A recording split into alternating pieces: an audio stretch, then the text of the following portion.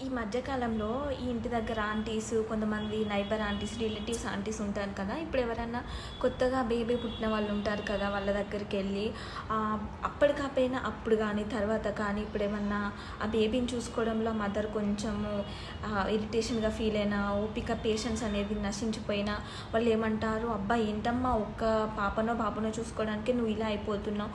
ఆ పాతకాలంలో మేమైతే 10 మందిని చూసుకునేవాళ్ళము" అని అంటారు. ఓకే. మీరు 10 మందిని చూసుకున్నారు.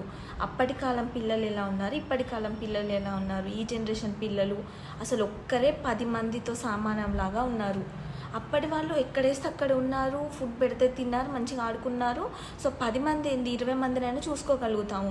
ఇప్పటి కిడ్స్ ఎలా ఉన్నారు ఒక్కొక్కరు, అసలు వాళ్ళు మాకు భయపడడం కాదు, మేమే వాళ్ళకి భయపడాల్సి వస్తుంది పేరెంట్స్.